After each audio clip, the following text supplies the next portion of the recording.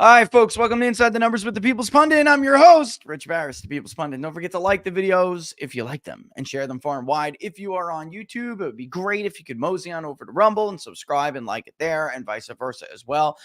Because, of course, that's what makes the world go around over here in the YouTube, Rumble, video, vlog space. The best place, of course, to follow us is right there, peoplespundit.locals.com, peoplespundit.locals.com. What's up, Winston? You've come to let the fly out. Winston is here. Oh, stretching. Come here, boy. Come here. All right, so Florida will be crunched and sent out probably later today. I'm just going to tell you, I'm going to give you three turnout scenarios because one is just like, is this going to stay like this? For real? 13 days before election day? Is this the way it's going to be? We have a bunch of stuff that I want to read. There are two articles actually that I got others that I want to do too. But there are two articles that I really have to read. So if we have time to do any of them, it'll be two out of the four that I really wanted to pick out. And then yeah, I mean, we'll go from there. I look, with the three turnout scenarios are going to be based off of what we're gonna kind of read and show you in one of those articles, which is the doomsday scenario that Democrats are getting increasingly concerned about. And that scenario is one in which the early voting trends, all right, don't pick up. And I do you remember like 2 weeks ago when I believe I may have played the clip, but I brought him up. He's a consultant from Derry. He used to be, a guy who worked with his hands, turned political consultant. He is, in fact, a Democrat. And he's on the show, one of which I have a clip I want to play today about it. We have to address the elephant in the room, which I will in a second. I know you guys want me to do that, so give me a second. But yeah, on two-way with Mark Halperin, and the guy was saying, look, these polls are going to be all wrong because they're all including these people who came out rarely in 2020 to vote for Biden. And they did so because of COVID and mail-in vote. And there was, it was a different environment. These people are not voting. You can see it in the early vote data. You can see it in the screens when you really examine the voter screens. Oh my God, they're not going to vote. And all of these polls are going to be wrong because all of the new voters or first-time voters that we are seeing vote are really Trump voters. And I brought this up then. This is the doomsday scenario for Democrats. And if it doesn't pick up, that is probably what they're facing come election day. And there's a lot of questions about whether will we know who won before election day. The truth is we don't really know for sure, except we do know this. If the doomsday scenario plays out, then yes, we technically will know. Will some media organizations be very, what's the word? Cautious? Thank you, Laura. Will they be very cautious and not call it and then wait for these races to officially come in and results to officially come in? Of course they will. I will tell you at that time if I think that this is the scenario that we faced, and then just get, prepare yourself that, either your side won or your side lost. But either way, and I want to talk more about that increasingly. I'm going to do so today, but I want to talk more about that increasingly as we get closer to the election, because it seems like no matter who wins in this country in recent elections, nobody really wins, right? Let me put it this way. I sympathize more with the right's argument because the left has a handicap where everything is rigged in their favor. All of the institutional support, the rules are different for them, whether it's rules in the justice system, whether it's rules in the media space, right? Journalistic ethics seem to bend depending on whether or not it benefits the Democratic Party or not, or you do things that you normally would not do to hurt a political party because it's an irresponsible story, like we saw yesterday with the Atlantic and Jeffrey Goldberg, for instance. Okay, that's crap. Some of those accusations everybody has heard of already, right? There were people interviewed for the story who refuted the story, debunked the story. Not only were their refutes not included, but they actually, Jeffrey Goldberg omitted them. Jeffrey Goldberg is a serial liar. He's a serial fabricator, I think is the best way to put it. And he's a serial smear merchant.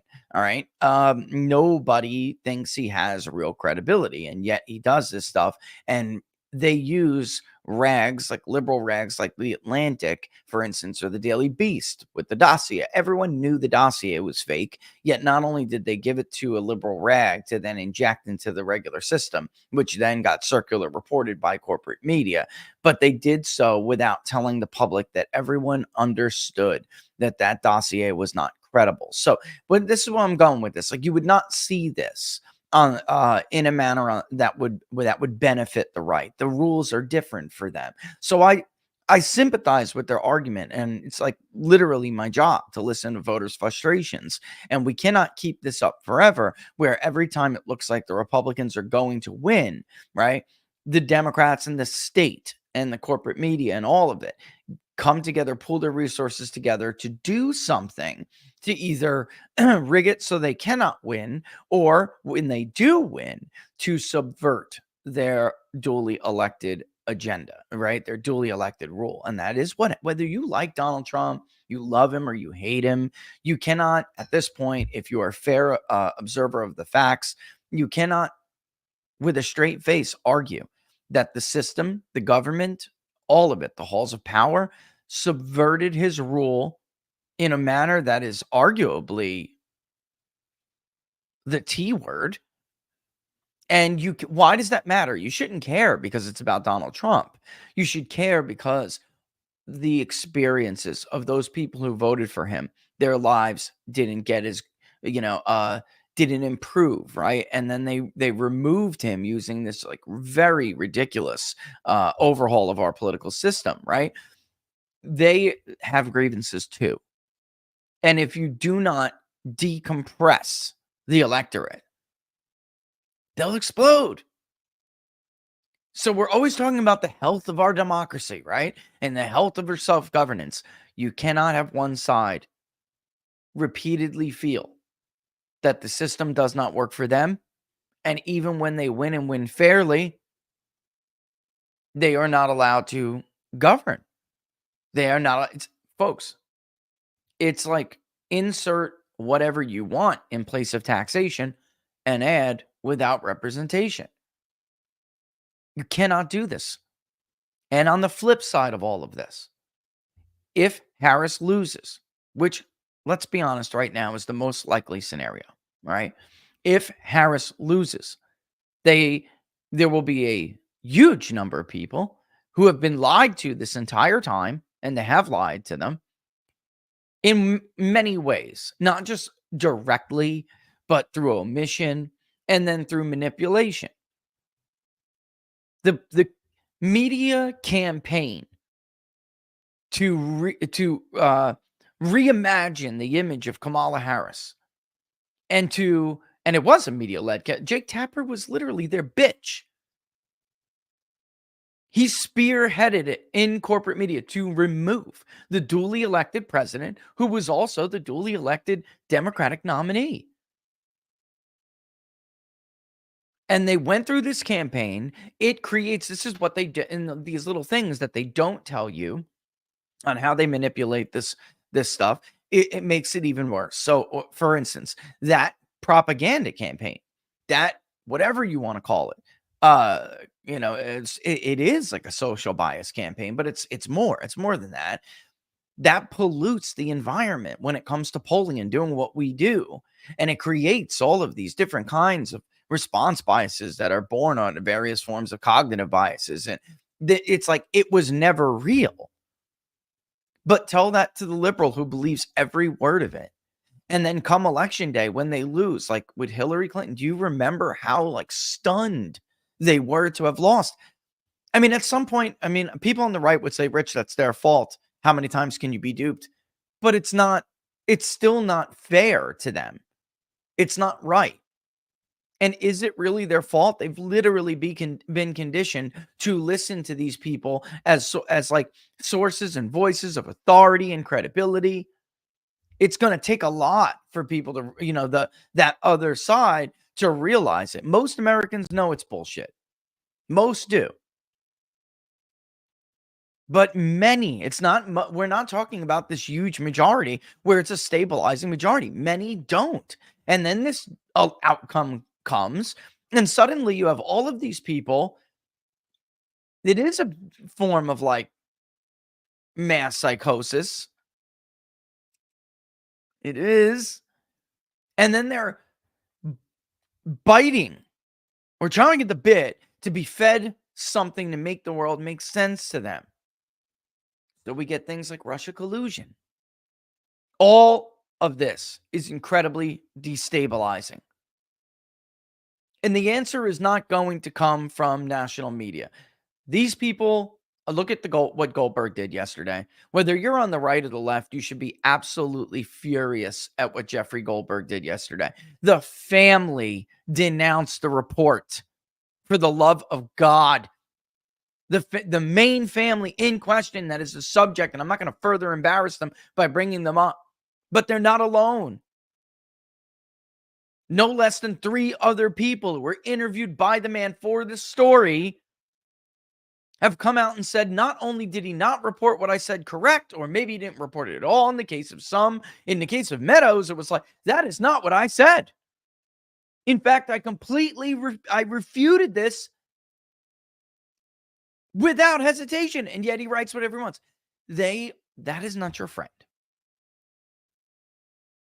That is not a friend to you. That is not a friend to the system. So when they can't stand being called the enemy of the people, it's speaking about faults. It's your fault.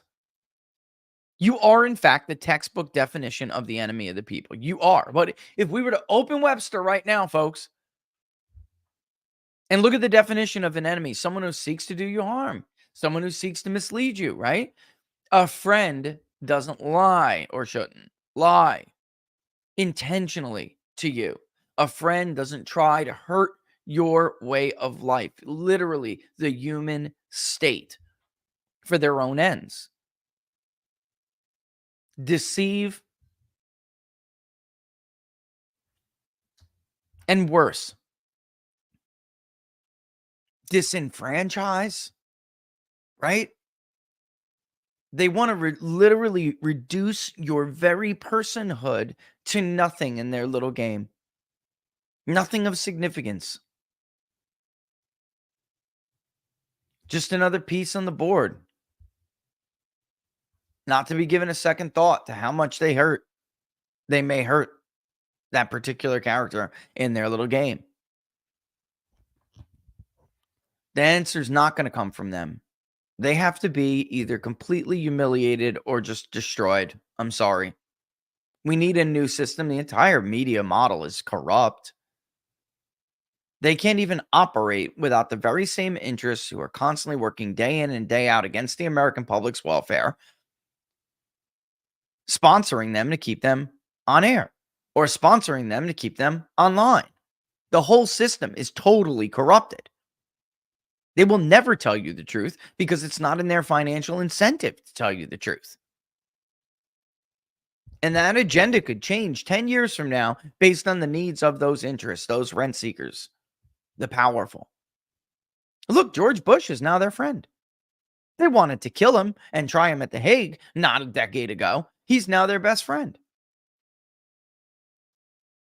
Liberals hated the military-industrial complex. What, 10 years ago? I mean, now they're buddies. So the needs of the state and the rent seekers change. So do they.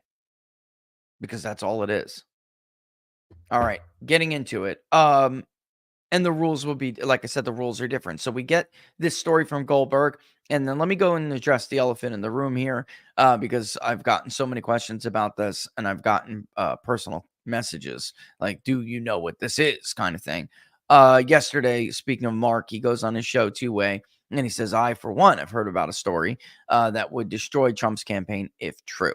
All right, he clarified that today. This is why I wanted to, and this goes perfectly with what we wanted to do today, which was talk a little bit about the desperation that Democrats are now facing. And you can see it if you read between the lines in these stories in the media, but they're not going to just like go out and like admit it. Maybe not now, not this weekend, next weekend, if this current environment remains the same, they will. All right. And they'll start telling everybody to stay away from her. They'll tell everybody to save themselves, vote down. They will change to vote for Harris to save democracy, to vote down ballot to check Trump. And by the way, there seems to be some of that working. All right. Um, so for instance, there are some voters in the Midwest, a little bit different now. Once upon a time, a month ago, not 2 months ago, a month ago, we would have heard a Casey voter say this: "I'm going to vote for Donald Trump, but I do want to make because he did the job well. My life was better under him. I trust him more on all these important issues. But I also see what Democrats are talking about. He's a bit of a loose cannon. I want to check on him." And that is something we haven't heard in this country in a long time. You would have heard that a month ago in the Midwest. You're not really hearing that now. But in some of these races, you are. In Arizona, in Nevada, in places in the Sun Belt, you are hearing stuff like that. We'll see if that holds. I think before I get on to this clip, I just got to point out, ha ha ha, the brain trust at the NRCC and the NRSC and the Congressional Leadership Fund people, all of these people are stupid. I'm sick of dancing. I'm not a dancer. I'm usually someone who's very straightforward. These are dumb people, and worse, they're people who don't even understand their own base. So, like, they loved the idea of Larry Hogan. He's a never Trumper. He was a popular governor from Maryland. In their tiny little minds that don't understand their own voter, they really believe Larry Hogan had a chance. So they went out and they spent tens of millions of dollars on Larry Hogan that should have went to Kerry Lake, that should have went to Eric Hovda, that should have went to Dave McCormick can fund his own campaign. But you know where I'm going with this. Let me repeat it one more time for the either deaf or mentally disabled. Gubernatorial elections have no predictive value when it comes to statewide races. Let me make it even plainer and say it like a child. Just because somebody won the governorship does not mean they can carry that state at the federal level for president or for Senate. Just because somebody was a governor, let's be even more simple, and even if they were popular, does not mean that they can win a Senate race in that state, because gubernatorial elections have no predictive value when it comes to Senate and presidential races. Got it? I mean, do I need Braille up in here? Should I start putting PDFs of Braille in there so you can all print it out because you're like either like deaf, blind, or maybe Helen Keller, or I don't know. Like what is not getting through your tiny little pea brains? What is not getting through and sinking through? Go talk to a voter. You never had a snowball's chance in hell of winning that race. And guess what? Ruben Gallego's not going to run 17 points ahead of Kamala Harris. So your money would have been spent giving it to Kerry Lake, or your money would have been better spent giving it to Eric Hovda, or whoever the hell we want to talk about. Mitt Romney won Massachusetts. How did he do against Barack Obama? He got his ass kicked in Massachusetts, his own state, a state he won for governor, won it kind of easily against Martha Coakley. I mean, a 5-point win roughly in Massachusetts for a Republican is pretty comfortable. It did not mean he was going to be competitive in Massachusetts. Phil Bradenson was a popular governor. He still got his ass kicked by Marcia in the Senate race. Shall we continue? There are countless examples. Larry Hogan, not only because he's a never Trumper, but even in spite of being a never Trumper, still never had a prayer of winning that race in Maryland. You want to win Maryland? Okay. Take a bunch of people from deep red states like Wyoming and West Virginia and give them an economy in Maryland like Democrats do. They don't just magically think, I'm going to win Georgia one day. Mommy, one day I'm going to carry Arizona. And they don't just dream it into existence and all, hold hands and throw tens of millions of dollars like shit against the wall to see what sticks. Oh, no. They're smart. I think I'll move part of Hollywood into Atlanta. Roy Cooper. Looks like the research triangle's not enough. Think I'll move Apple into Wake County. And Republicans are so stupid, they actually help them. Steve Ducey, or Governor Ducey. Steve Ducey, same thing. Governor Ducey. I think I'll let Pfizer into Phoenix. I think I'll bring the Nike factory because they share our values. Dumbasses. Do you know how Republicans have been holding on to 35% of the vote in Wake County, North Carolina? The economy. I don't know if I want to say this company. I don't know if I should. But I don't really have their permission to highlight them, and they're good people, and I don't want them ending up with bricks through their windows. Let's just say there's an alternative energy company that installs, maintains, and even to some extent, they don't build them, but deals with a certain thing that relates to home ownership that like a lot of people on the right, of course, that's who they are. They think about like survival and they think about prepping and they think about making sure that they're okay for a rainy day. They tend to be smarter. A hurricane could come and you may lose, resources and I'm just gonna leave it at that. This company's huge and it gives jobs to people who have a trade who are very, very likely to share their values. All right. There's a whole section of that part of the county that's built on companies like that. It's their economy. It's their way of life. If you thought moving Tinseltown into Atlanta would make Georgia redder, you're a dumbass. So instead of just like thinking you can buy a Senate seat from Maryland and somehow convince people who have been voting Democratic for like 30 years to vote for you this time, why? Because Larry was an okay guy. He was popular. When Tip O'Neill said all politics was local, he was talking about gubernatorial politics. That is an old adage. Because the truth is, all politics aren't local. Some are more local than others. That's the more accurate way to say it. In gubernatorial elections,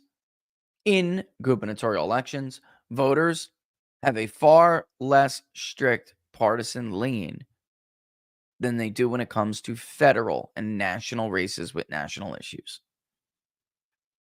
All right, moving on. So anyway, yes, the race is not looking great for Democrats. You're going to see stories like you saw from Jeffrey Goldberg. And of course, Mark Halpern made this big splash when he did this clip yesterday. And he said, I've heard of something that would end Trump's campaign, right? There are, it's plural, a few things that are being shopped around. I personally have not spoken with Mark, so I cannot say what story he is referring to, but I will tell you a few that I have heard of, and I will tell you the crux of them. I'm not going to be irresponsible, but also I will tell you why currently, because some of them, one in particular, has been around for a while now. And the media is not buying it. Why am I bringing this up? Because the more desperate this situation gets, the more likely they are to be irresponsible scumbags and do something they know is not right. Jeffrey Goldberg knows he's a liar. Jeffrey Goldberg knows that John, and by the way, the New York Times, anyone who works for them who attached anywhere near their name to that reporting should be utterly ashamed of themselves. And honestly, the New York Times shouldn't even hire people like that, but they're garbage themselves now, unfortunately. So they're not as bad as a left-wing rag like the Atlantic. But I am old enough to remember when it wasn't just what a source was telling you, but it was what motivation may the source have to tell you that information. Can I consider them credible, or do they have a personal or professional beef with the subject of the investigation, the subject of the story? But John Kelly's an honorable guy, and no, he's not. Oops. Why? You think because somebody's wearing a uniform, they're an honorable person? Have you ever served in the military? They're all pieces of shit at that level who want war because it gives them a promotion and it gives them an excellent stream of revenue when they finally get out in the private sector. Not all, but most. Most. Sorry. Oh, Rich, how could you say that? Because it's fucking true. That's why. Very proud of my own service. I loved it. I loved it. I loved the Army. But the brass, they have their own agenda. It's a whole other thing. All right.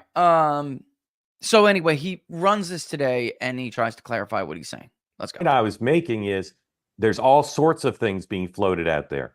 Maybe Jeffrey Goldberg just happened to finish the story 2 weeks before the election. On, I'm sure Sean will have a point of view about that. I know of one story that's been pitched to a major newspaper and to me, and for all I know, to many others, that I don't believe is true. But if it's true, as I said yesterday, it would end Donald Trump's campaign. Just as if the accusations now thoroughly debunked and attributed by American intelligence to Russia about Tim Walz, if those were true. He's referring to Tim Walz being a pedophile. All right. There were these stories about Tim Walz and kids when he was a coach. The right really needs to be more careful if they want the left to be careful with them. But I know what they would say in response to that. They would say, bull, Rich, they're not fair. They're not careful when it comes to us and our candidates. So, oh, well. All right. And I get that. And I understand that point of view. Again, I sympathize with the right on this because I've been around long enough to watch it. Right. It was once a minor handicap. It is not a minor handicap media bias. That's not even the correct word anymore. They are a part of a system that rigs the process against their political opponents. And it is not even close to a bias. So again, and I've been observing it now for many, many years. And I observe not just it, but the evolution of it into a big, ugly monster that threatens our very republic and our very way of life, our very country. So believe me, I get it. It's just, what's the old expression? Two wrongs don't make a right. That's just where I am. That's who I am. All right. I mean, don't get me wrong. I've been known to get in the mud myself, in case you guys haven't been watching a while. All right. But there is a limit to as far as I'm willing to go. I'm not willing to become the thing that I despise. And it's because they do it to you is not a good enough reason all the time to say that you do it back. So for instance, they spread that story and others latched onto it. There were Twitter accounts who have been promising whistleblower this, whistleblower that. Oh, I got evidence. I got an affidavit. All right. It was bullcrap. If you don't want, look, there's always going to be foreign interference in our elections. Never going to end. Right? It didn't start in 2016. It's not going to end in 2016 or, 2024 or whatever. It's always going to happen. The Chinese influenced 2020 in favor of Biden. It just happened. The 51 intelligence officials who said Hunter Biden's laptop was Russian disinformation were totally full of shit. All right. So it comes in all forms, but the point I'm making is that's the story he's referring to. And there are several that deal with Trump, and we'll get into this. Most people have not touched it yet. And what he was saying is it would, if it was true, end his campaign, but people don't think it's true. So nobody's willing to do it. We'll see. We'll see. I don't put anything beneath these people anymore. I just don't. I would see it in the Rolling Stone or the Atlantic, and they would use them, like these shit liberal rags, to then make it mainstream. Because then CNN can say, Rolling Stone reported. That's what they did with the dossier. They knew it was fake. But once the Daily Beast leaked it, then Jake Tapper referred to it on his primetime program. And that's their way of getting it into the mainstream. So they can try to save face. They can try to save integrity. And so, it wasn't us. That's what they do. That's their game. It would end his campaign.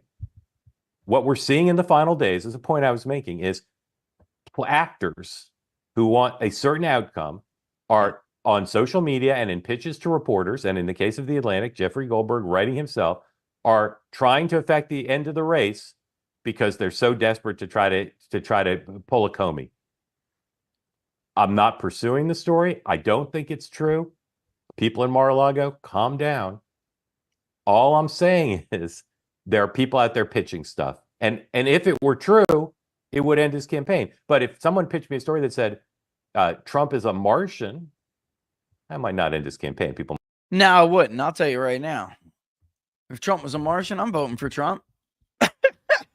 I'm willing to give anybody a try at this point because they've effed things up so badly that if they're from another planet, then they're probably much better at a lot of things than we are. So I'd give them a shot as long as they understand the Constitution and promise to abide by it. Right? But he says, Mar-a-Lago, calm down, because the truth is they don't really know exactly what he was referring. Maybe they do now. They might now. But when he said that, they didn't. Because there are a number of things going around. We know, for instance, and this is not what I'm thinking he's referring to, but again, I haven't spoke with him. I think I know, but I'm not going to say it. And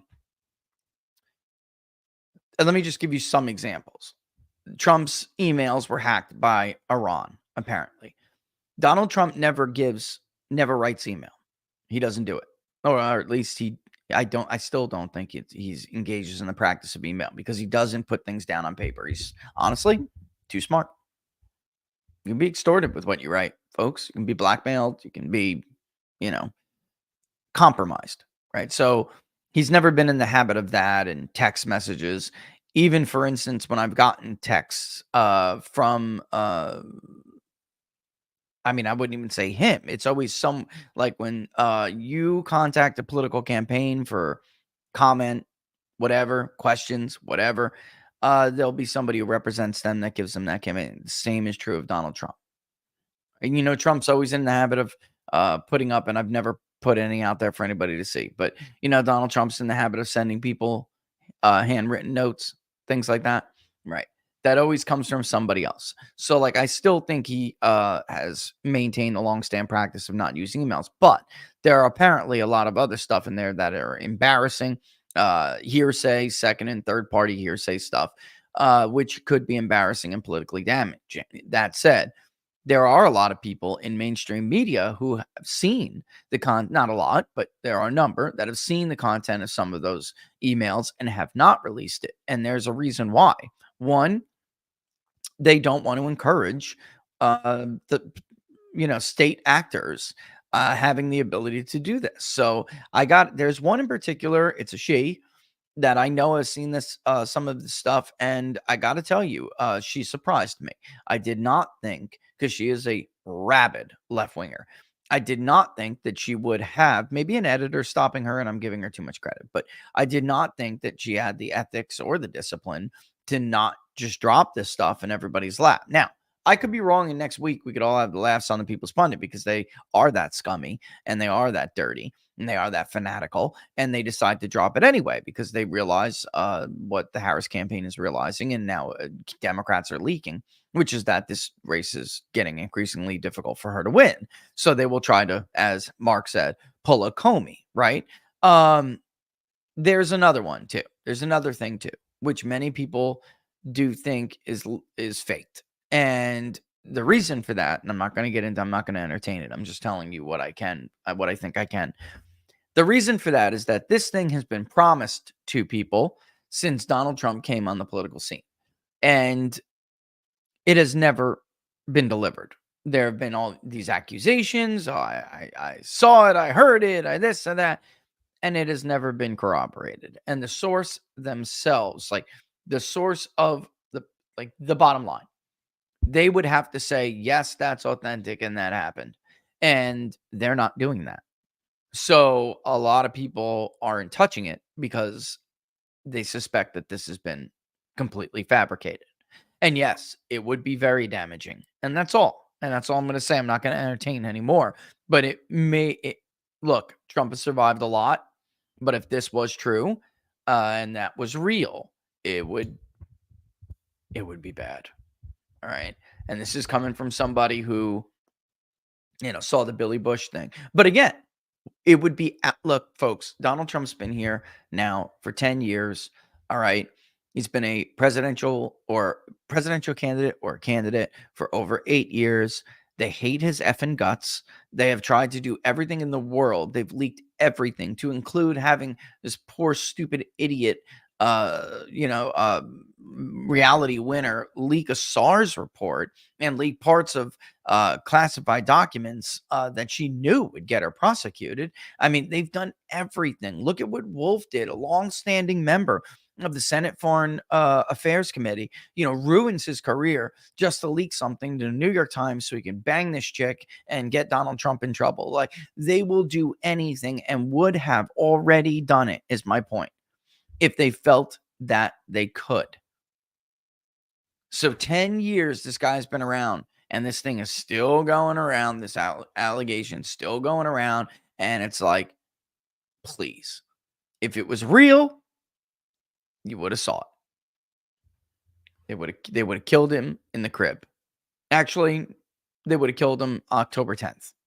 Right? I mean, early votes are in the bank already. Look at Wisconsin. Look at Florida. Look at Nevada again, which if we have time, we'll go through. Republicans are just mollywopping the early vote.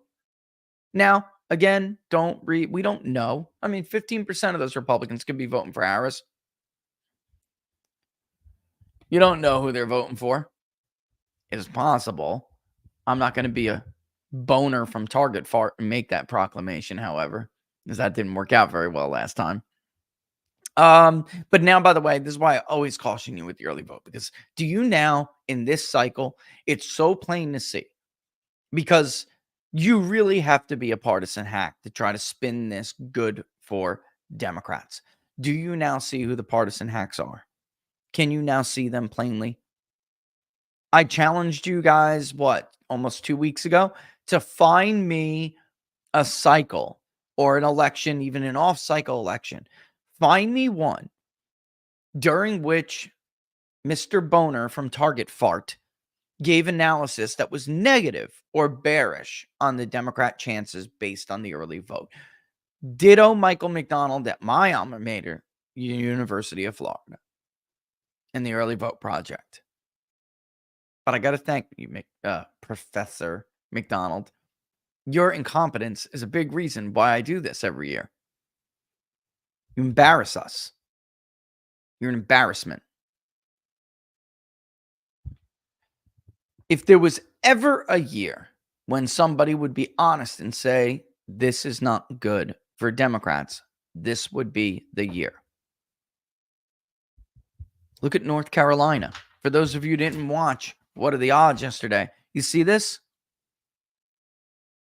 This is the second knock, personal face-to-face knock we've gotten from Republicans.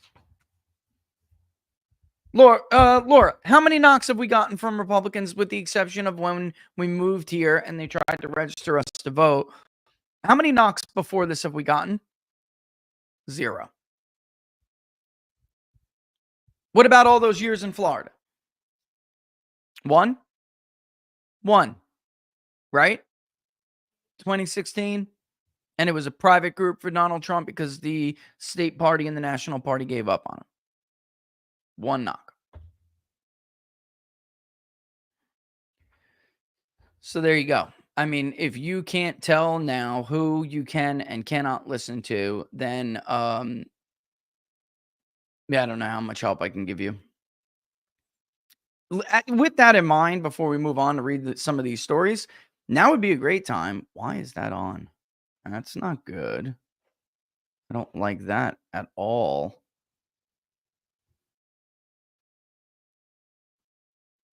My built-in computer camera just went on. It did. I kid you not. I'm looking at it right now. I don't like it at all. All right. Moving on. I'll have to investigate that further. This would be a great time to pivot into you got to correct the record. It doesn't really matter who it helps and who it doesn't. So here's our daily pick on Harry Enton segment. Okay, here we go. For the electorate, you go last time around, Joe Biden won these voters by 11 points. You look at September of 2024, a month ago, Kamala Harris was up 5 points among independents. You look now, though, look at this. She's only up by 2 points among a key bloc center of the electorate, down 9 points from Biden was at the end of the 2020 campaign. Of course, this is a national picture. This is a national picture. What is going on in those key battleground states, Michigan, Pennsylvania, Wisconsin, the Great Lakes, that blue wall, right? Joe Biden last time around won him by 5 points over Donald Trump. Look at where we are today. This is the type of movement Donald Trump likes to see in the center of the electorate, up by a point. Now, of course, that's well within any margin of error, right? But again, it's the movement. It's the trends, Mr. Berman, that we're looking at. And when you flip a group from going +5 Biden to now +1 Trump, that's the type of movement Donald Trump loves to see, and it's the type of movement that I think gives Democrats some agita. And you saw it nationally. You see it in the blue wall states there. What do we know about candidates who have won or lost independents in the past? Yeah, are independents determinative of who wins the election? Usually the way independents go, so goes the nation. So candidates who won independents in elections since 1952, look at this. Won independents, won the election 15, lost the election despite winning independents just 3. So it is incorrect. Sorry. But it is incorrect. Swing and a miss again, Harry. Swing and a miss again. All right. Should I need to get I got to get I will show you in a second to simply prove it.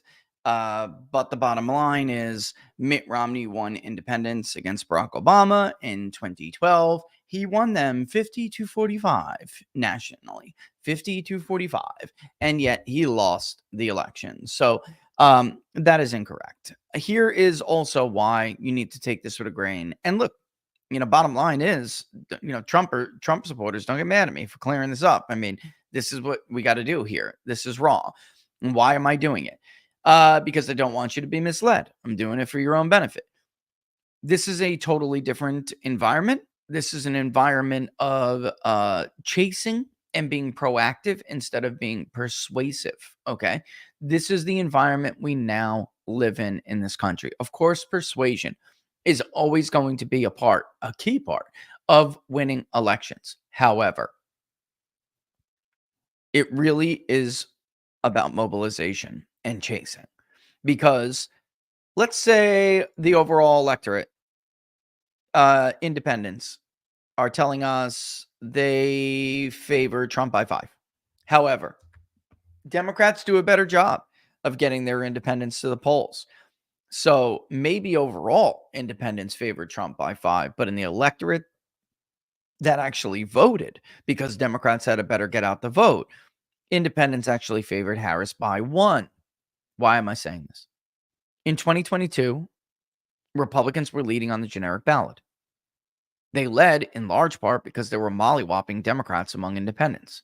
In every single poll, the Senate candidate in Nevada, the Republican Senate candidate, Adam Laxalt, led Cortez Masto among independents.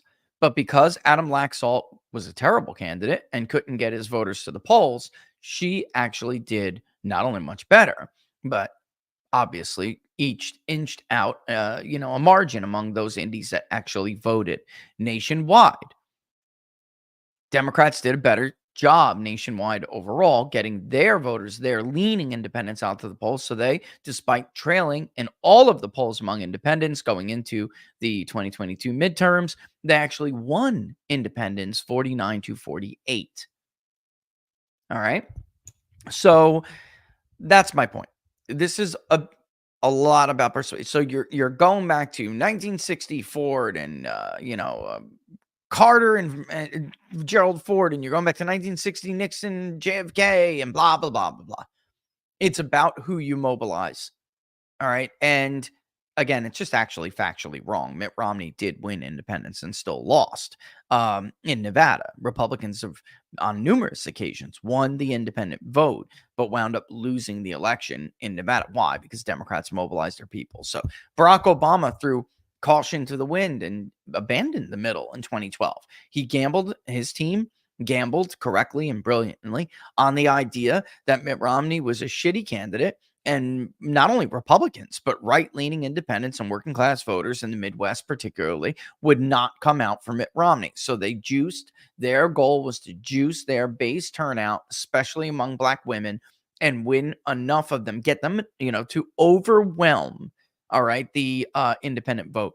That was also the Bush strategy against Kerry, who you do see correctly there in the graphic right there in 2004. Bush did not think, and Karl Rove did not think that Bush could win independence. They used a bunch of value voter amendments across the country to juice turnout among Republicans. Bush lost independence to John Kerry, but he still won because Republicans outvoted Democrats, and about 3.5 million Democrats entered the electorate voting for Bush that did not vote in 2000. So it was kind of funny. Republicans outvoted Democrats and pushed Bush over the finish line, but that wasn't the sum total of it, and it really wasn't even Rove's architect, that did it. It just happened. There were national security suburban mothers who were Democrats who voted for Bush because they didn't trust Kerry to protect them. Also, did the polls suggest that was going to happen? No. No, it did not. They traded roughly evenly with partisanship.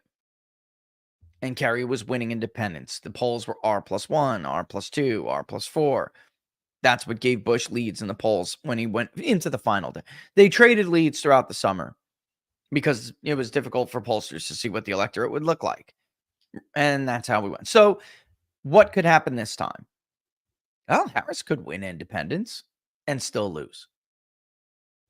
Point is, the example, it's really not as simple as he's trying to make it. He's comparing incorrect times again. And also, what my old professor used to say, inaccurate historical analogies. One of my favorite professors used to say that. And he coined it, literally wrote about it. Inaccurate historical analogies. And it's done in the arena of public policy and, of course, in elections all the time. And it's used to make a point, and the point is not valid. And here, Harry Enten is doing it, while also being just factually inaccurate about his overall claim. Possible to lose independence and win the election, but the bottom line is that's only happened 3 times. It was Nixon in '68, it was Ford in '76, and it was Kerry in 2004.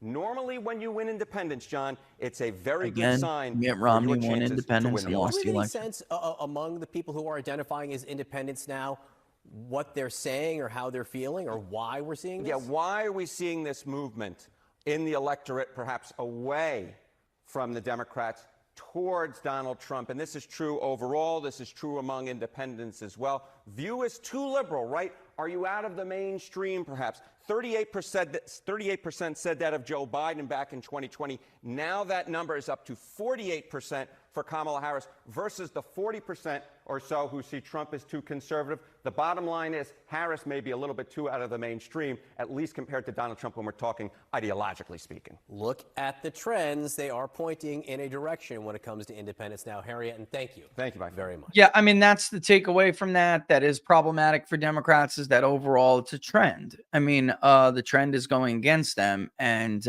a problem. Also, when you look at the independents, from nationwide to Florida, it was boding well for Joe Biden in 2020. Independents seemed to be very liberal, and that was our argument about why the election would be closer than the polls suggested. It was because that wasn't all trend. That was a lot of liberals packing independent samples and Republicans cannibalizing their independent vote from 2016. And that is, in fact, exactly what happened. However, that is not really the case this time. In our nationwide, Republicans have an edge when it comes to leaning independents a little bit. It's nowhere near what Democrats enjoyed in 2020. So the idea that independents would just be packed with Republicans is not really the case. Also, Democrats didn't have any voter registration trends going in their favor, with the exception of like Georgia, which isn't partisan, but the demographics, so it was favoring them. And then Arizona. That trend, both trends actually, have since arrested and moved back towards Republicans. So it's very difficult to cannibalize your independent vote when you're adding more to your voter rolls anyway. A lot of them will be independents who are changing to Republican because they're going through that evolution, right? Could it both be happening at once? Yeah, it could, but then that's not a bad thing for a party. That's actually a really good thing. It's like independents are still packed with your leaning voter, but you're still adding new people to your partisan rolls. That's a double positive. That's not, that's not true. A double positive makes a what? That's they're both beneficial. Mean that it's extremely beneficial scenario or environment for that party to do that. And I mean, honestly, that's what everything suggests. We talked a little bit with Barnes yesterday about what the final average for the quarter was with the Gallup Party ID. I think, folks, again, what we've been seeing is this, and now some people are starting to recognize it. It's probably too late. I'm just being real. And by the way, let me just put this up. Here it is. There you can see it. By party, this is the Roper Center. There's Romney versus Obama. Scroll down, scroll down, scroll down. There it is. Romney won 93% of Republicans, and Obama took 6% of his own base. Romney won actually 1% more of Obama's base, but because Democrats were so much more of the electorate, look at the overall environment was D+5. Because Democrats were so much more of the electorate, Obama was able to win anyway because he juiced his own base. Romney won independents 50 to 45. They made up 29% of the overall electorate. And actually, it says it was D+6 here. I thought it was D+5. My apologies. But apparently it was D+6. All right. So that's just, I'm just giving you the proof of what I was saying before. But yeah, getting back to this, I think a lot of people didn't want to acknowledge these trends that have been going on. And eventually we've talked about, I'm going to coin this phrase. I've been using it a lot on social media and in videos. There's a point when you can't ignore the registration trends anymore. And Florida's a great example. For years, everybody poo-pooed the registration trends. Oh, Democrats still have a huge edge. Oh, they still have a huge edge. The point we made all the way back in 2016 was that Obama won the state by 70,000 votes, and he had a massive, still, it wasn't 800 plus thousand anymore, but it was still 500 and change. He had a massive registration edge over Romney. That edge had been almost all but evaporated by the time Trump went against Clinton. Fast forward to 2020, right? The month before the election in 2020, it becomes a Republican for the first time since partisan registration began tracking in 1972 in Florida. And of course, people poo-pooed it. Oh, it doesn't matter. Biden's still going to win. Well, he got his ass kicked.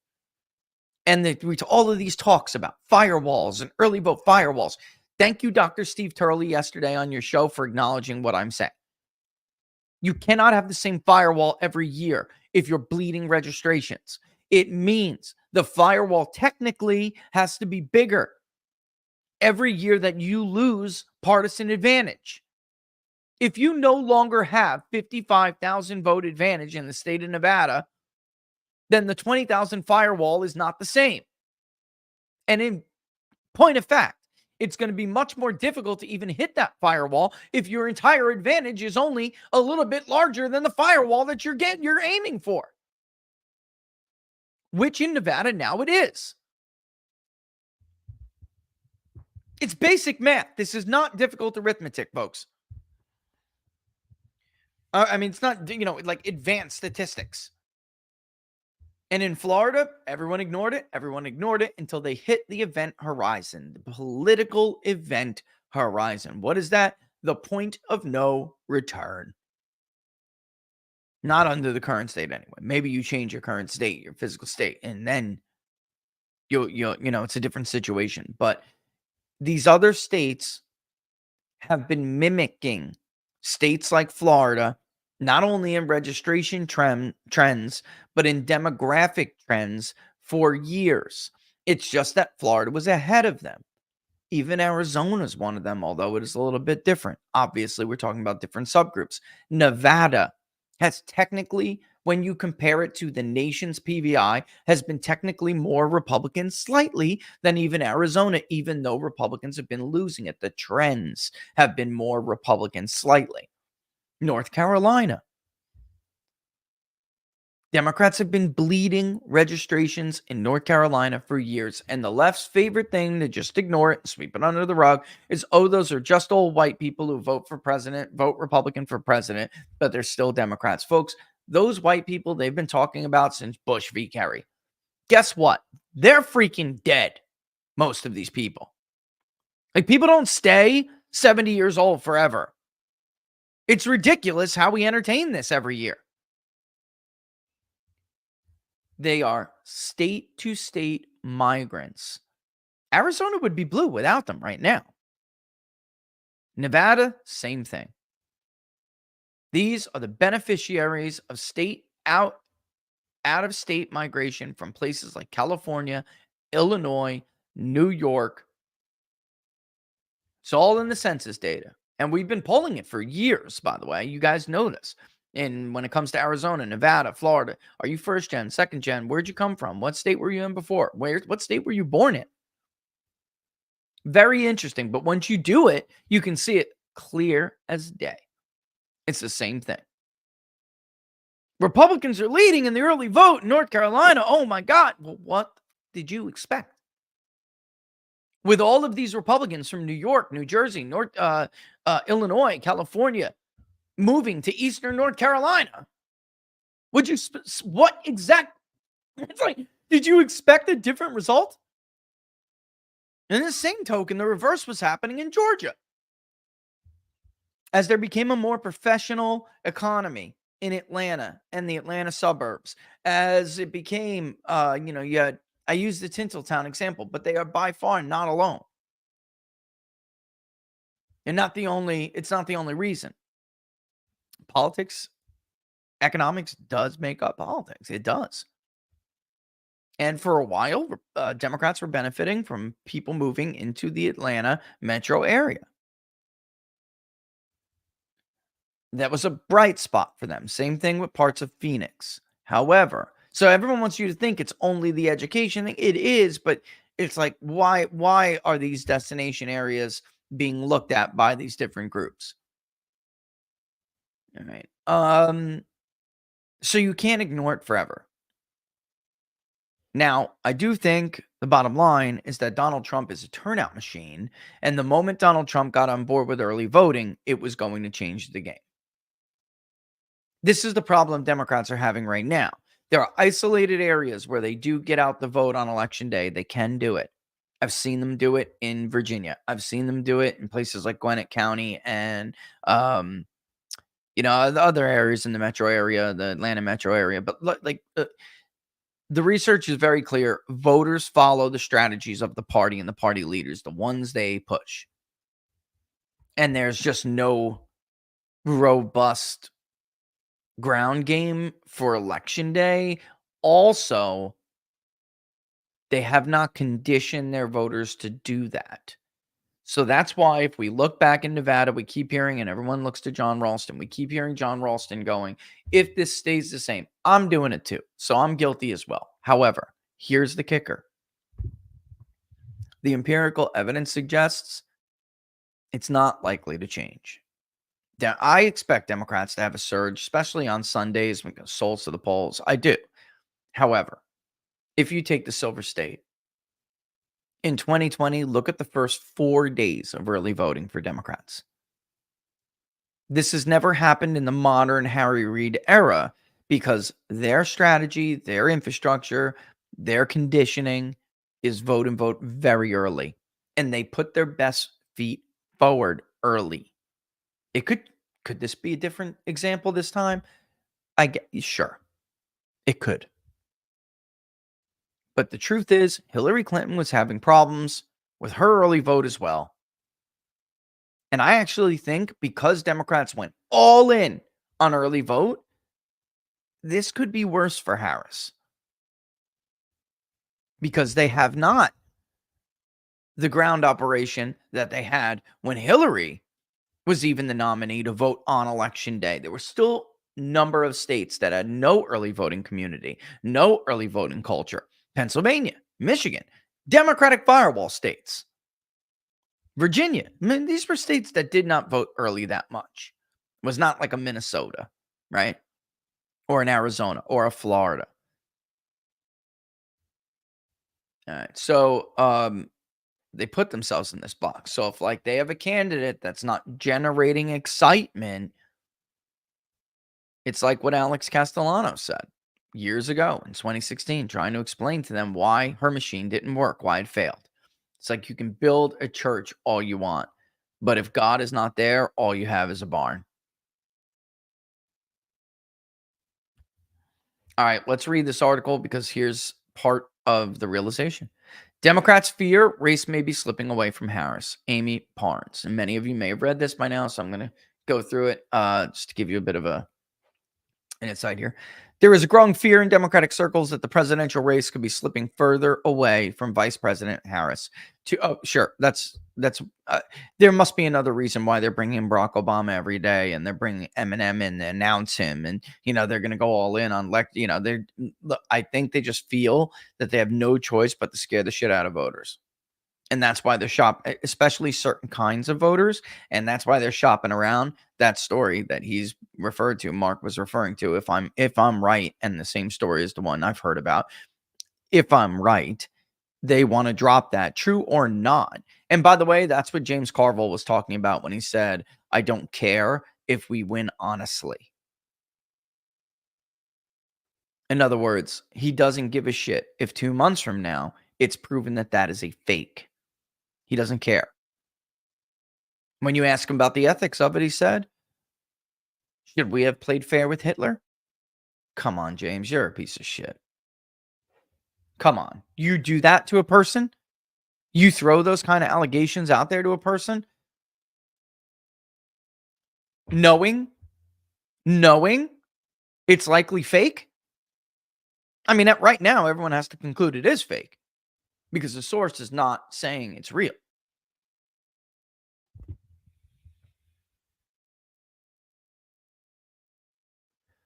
To be sure, Democrats still think Harris can defeat former President Trump. The margins are so close in the 7 battleground states likely to decide the contest, a shift toward either candidate or a mistake in the polling could be decisive. At the same time, Democrats are privately expressing worry that battleground polling appears to be moving in Trump's direction over the last 2 weeks. It's been more than 2 weeks. You all know that. Cracks in the blue wall of Michigan, Pennsylvania, and Wisconsin are starting to show. They're not starting to show. They were starting to show weeks ago. They are cracked open wide as hell right now, with Senate incumbents in both Pennsylvania and Wisconsin now in toss-up races, according to the Cook Politico report. Michigan is a toss-up too now.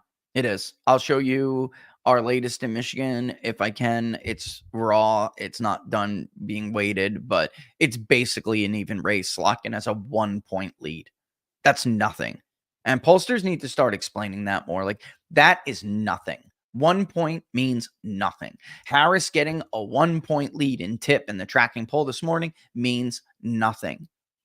That could be noise. That could be a response bias. That could be a sampling error from a number of other things. 1 point is nothing. It's the trend that matters. The 3 northern states generally move in the same direction in the presidential race. They've voted the same since 1988. And even before that, when Dukakis wasn't the candidate, you would have to go back even further to see a crack between the 3. But Harris has been losing the ground to Trump in polls, particularly in Wisconsin. And that's problematic because Wisconsin polls to the left of these two often, but votes to the right. In Michigan, doubts among Arab American voters are worrying Democrats. And she slighted a leader again yesterday who flipped the shit. Man, flipped his shit. People are like, I don't know, people should lose their job over that. I don't know, Laura, you make a mistake like that. You got the Arab News survey from YouGov coming out showing Trump actually with a tiny lead among Arab Americans. You got my poll and their own polling showing that he's going to win at least 20+% of the Muslim vote. That should be basically 95-5 for her.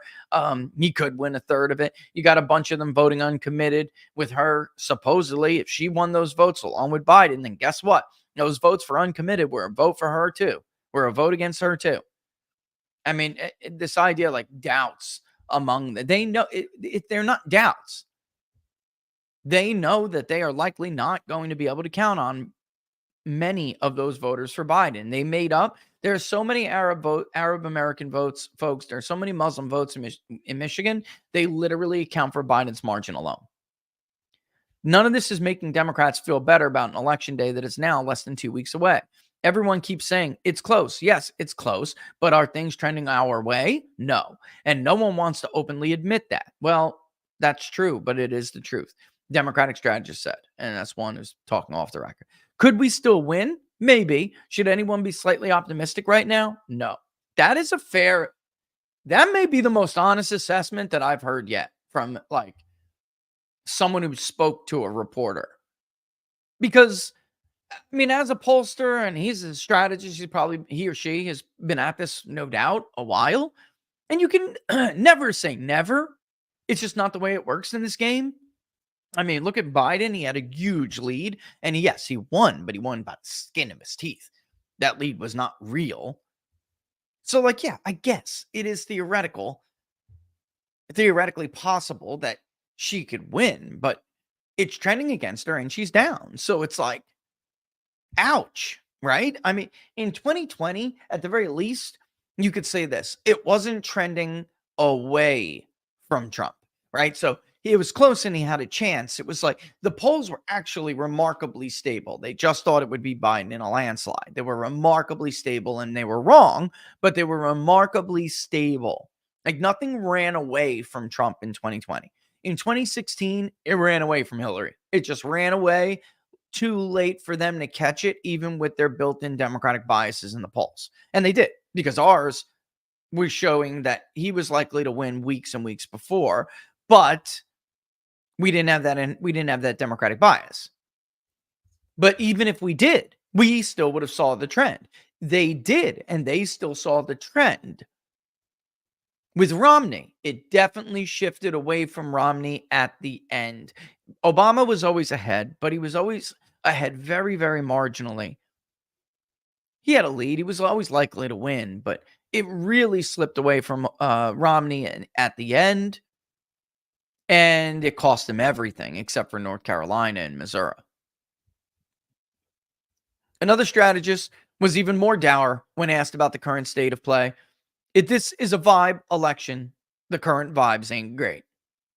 Harris could have another path to victory that would involve winning Pennsylvania, losing another blue wall state, but winning North Carolina and Nevada. But neither of those states are firmly in her camp, nor are two of the other swing states, Arizona and Georgia. When you start having to put together, again, these fantastical scenarios, yeah, we're going to lose Georgia and Arizona, but we're going to pick off North Carolina, even though it voted for Trump twice, Romney over Obama, and only voted for a Democrat when Obama won a massive modern day landslide. The biggest in history because he was the biggest in modern history because he was the first black president. Haven't seen one since Reagan like that. Give me a break. Give me a break. And maybe, like yesterday, they pointed to the Survey USA poll. Look, Harris is up by 1. Survey USA had Sherry Beasley beating Ted Budd by 2 points. Sherry Beasley had Cal Cunningham destroying Tom Tillis. They had Biden up by 8 in North Carolina. When Larry Elder ran for president, they had the Republican ran for governor of California during the recall. I'm not trying to dig anybody. I'm just pointing out the truth, Mr. A+ pollster. A+ on the pollster scorecard. They had the Republican establishment candidate at like, David, are you listening? Wasn't he at like 40% or something? He wound up getting like freaking 3% of the vote. Like, give me a break. Harris could have another path. All right. So John Ralston, a veteran political journalist in Nevada. He's a Democrat. Let's get real. Also reported a rare statewide lead among Republicans who have voted early in the state. Rare, they say. Folks, this has never happened in the modern era. It has not happened. Republicans don't lead in the combined early vote, and Democrats had built up that 20,000 plus firewall within the first 4 days of early voting. And even still, Biden barely hung on to the state.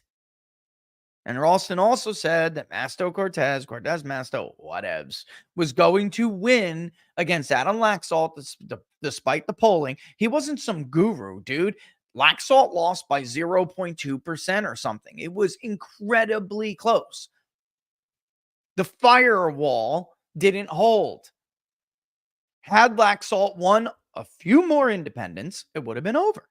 All he had to do actually was match Lombardo. It wouldn't have mattered if Democrats hit that firewall that John Ralston declared they hit before the election. Do you remember? It's over. Laxalt lost. Well, Lombardo won, and Laxalt would have won because you don't know by looking at firewalls how people are actually voting. It's too soon to call it a trend, John says, but this was a huge day for Republicans in Nevada. Let me ask you a question, guys. When exactly is it going to be called a trend? Can somebody tell me how long Nevadans have been voting early so far? And can somebody tell me, oh, I already blew it. I already said it. I was going to say, and can somebody tell me when Democrats in 2020 hit their firewall? There have been midterm examples of Democrats putting in mail-in ballots in Clark County very late in the process in the early voting cycle, and that gave them a boost.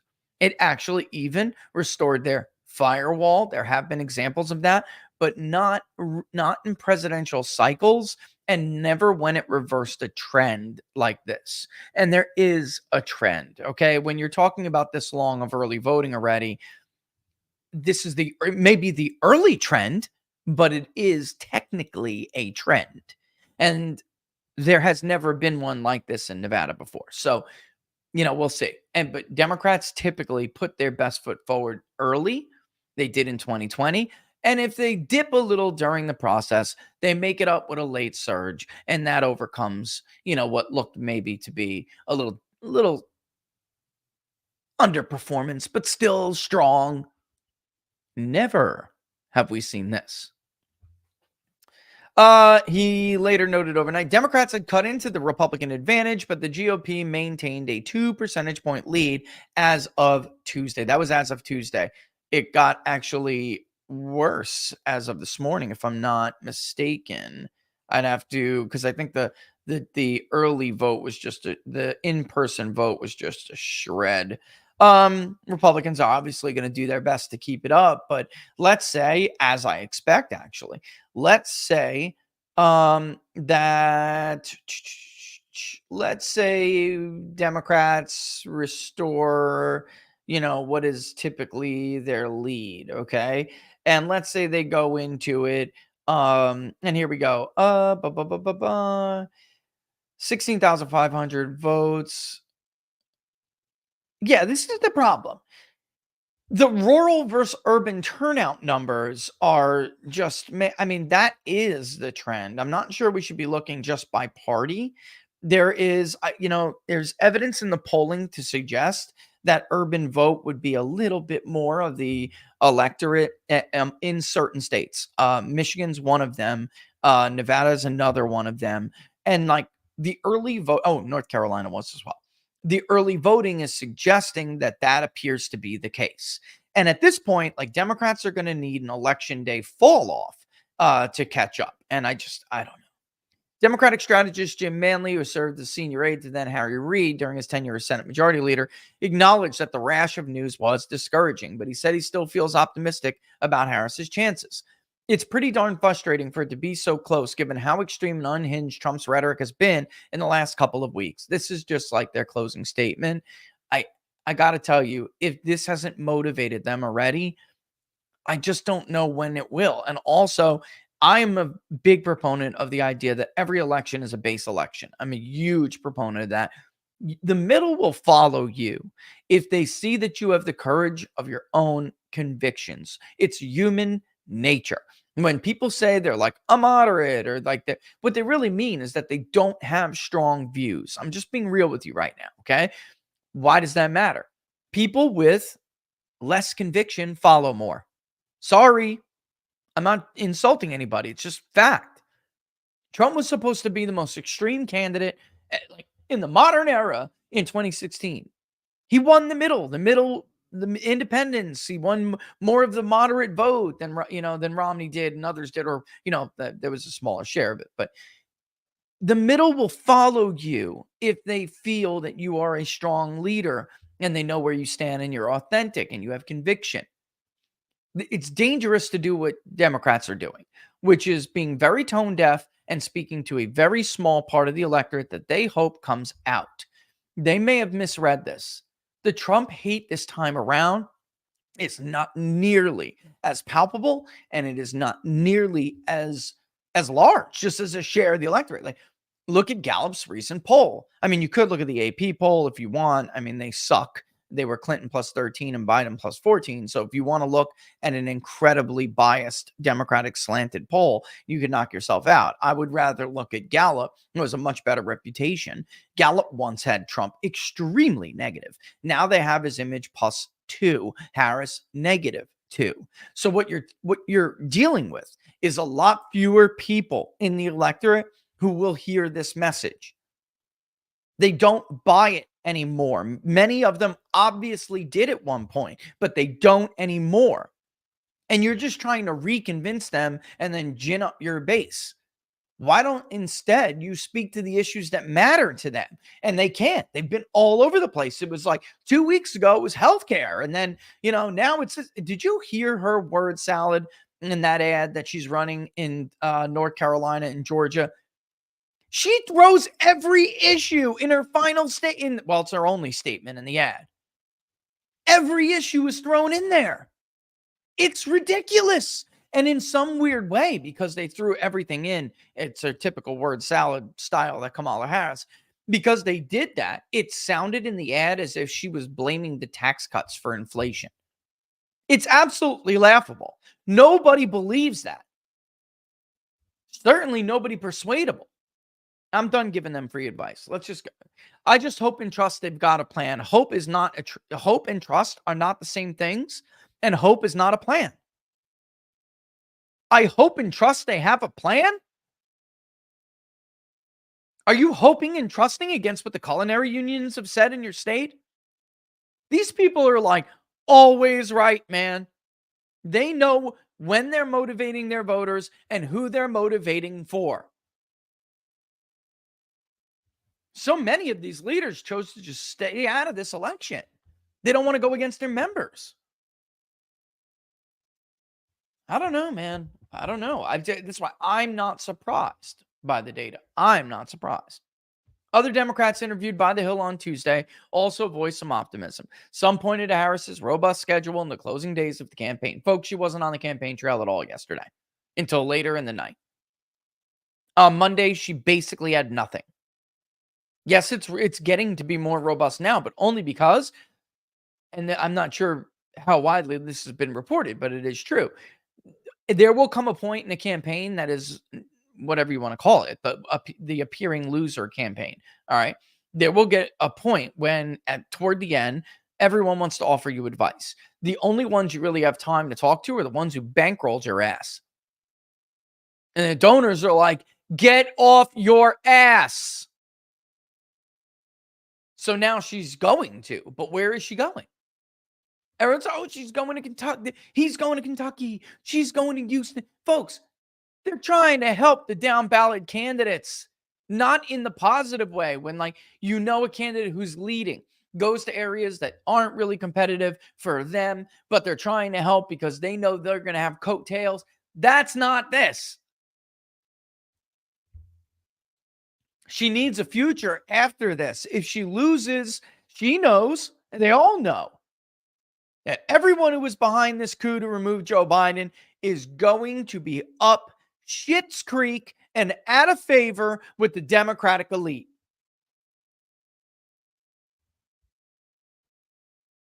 While Trump trolled Harris for being out of the public eye for much of Tuesday, the vice president was conducting 2 interviews, one of which bombed badly.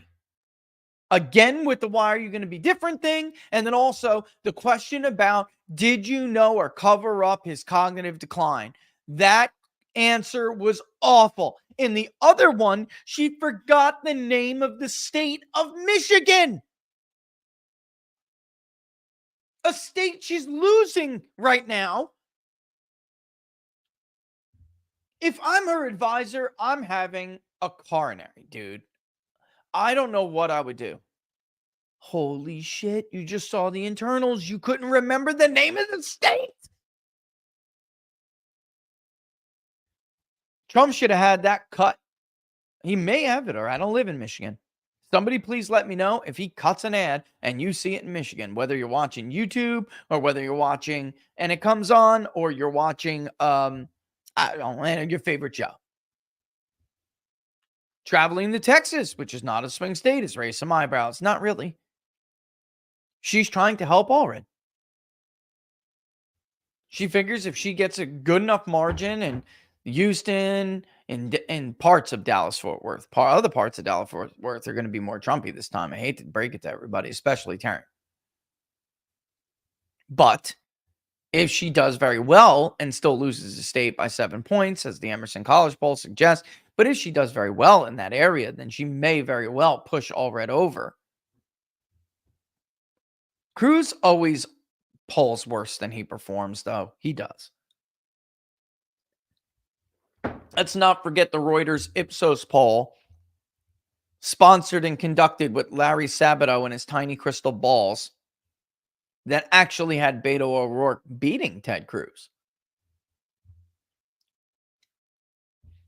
But campaign aides say the moment will be a powerful one as she begins her closing argument by appearing alongside women who have been impacted by the state's strict abortion laws. She needs these big moments, one consultant close to the campaign said. Polls show that abortion is one of those issues that will continue to drive women in both parties to the polls. Right, but you actually risk pushing 2 words, Wendy Davis. There is a point in which this issue can backfire on them, and it could be in a state like Texas. I'm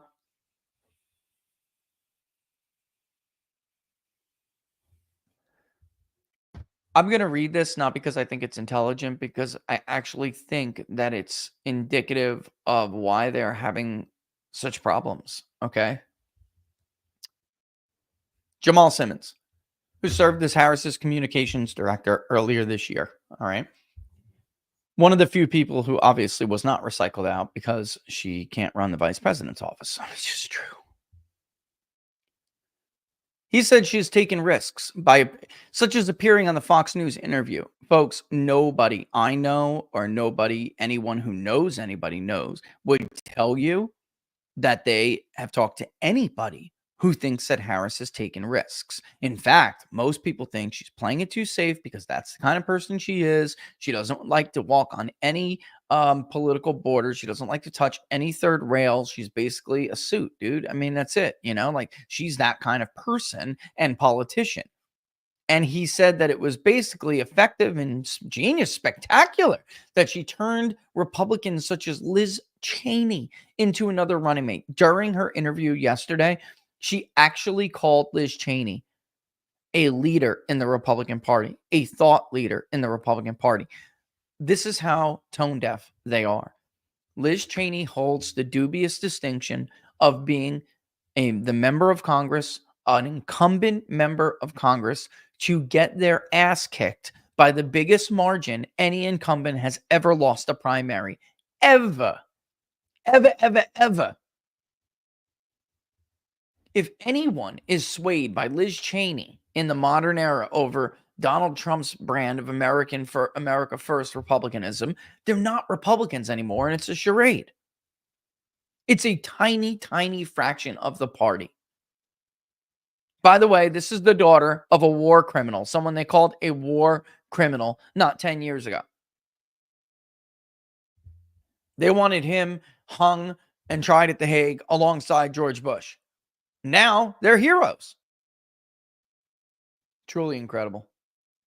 Brad Bannon saying that while the race is a dead heat, Harris is more popular than Trump, which means her vote has more room to grow. That's not true. And it's certainly not true in the battleground states. And he says she's doing much more than Trump to reach out of her base. How? Did you hear the transgender answer? The immigration answer? She is locked in a base election. And in the next 2 weeks, I don't know how you get out of that. A lot of this is baked at this point. The best example is her round of stops with Cheney in swing suburbs that Haley won in Republican primaries. Is it better to run around with Cheney, or is it better to run around with Haley yourself? Because Haley's going on a campaign trail with Trump. I just don't see it. I'm sorry. Yes, this is true, however, that some swing voters are more personality than issue driven, and Trump's persona is rapidly disintegrating. That is false. Trump is more popular now than he has ever been. This is what I'm saying. It's like this refusal to acknowledge what they've done wrong, this refusal to acknowledge just certain basic realities of the race. When she tightened his advantage on the key issues, she was doing better. But then she refused to, and that was due to some of those voters just wanting her to do it. They generally, this voter feels that Trump was an effective president and he was a good steward of the economy. He was an effective foreign policy, statecraft guy, statecraft. He was proficient in statecraft. They feel this, but they don't like him personally. And they wanted Harris to say, okay, and here I'm going to do these things. I'm going to do them well too. So you can take that without him. And she didn't do it. And now, again, it's October 23rd. She had, again, opportunities, 2 of them yesterday, to do this. And not only did she not do it, those interviews were disastrous. Here's the bottom line. She's not capable of it. Can we just say the quiet part out loud? This was all fake. The media put this together. The media made her image. Her image makeover is a product of media propaganda. She didn't get better at managing people. She didn't get better at being a campaigner. She didn't get better at being somebody who can go out there and instill confidence in people. She's pretty much the same person from 2020 who bombed and crumbled under the weight of Tulsi Gabbard. Is she improved somewhat? Yeah, I would say she has. I mean, there's just some amount of money that's going to do something, but I'm talking about on the edges, folks. You take away the teleprompter, you put her in front of an interviewer who, by the way, is giving her the questions ahead of time. Look what happens when she doesn't have them at Brett Baer. And they refused to acknowledge that interview was a disaster. They were like, oh, that's how you do Fox. What? There is a reason to do Fox. There are a lot of independents who watch Fox. You think that impressed them? And I really don't know what to say. Man. Okay. I'm going to take the next segment, the last segment, to do the other thing that I wanted to do, which is talk about this concept of preparing both sides for a potential loss, even a surprising one. And, no one else is going to do it, so it really does fall to us. And others like us some are, and others who I would urge to start doing this with your audiences now. All right. Because obviously right now Trump is favored to win this election. Obviously. The wind is at his back.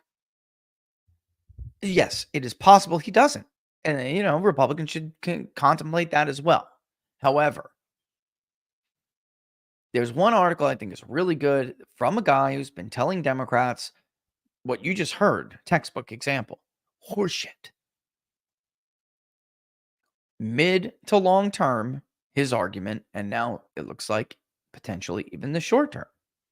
Mid to long term, you're in deep trouble.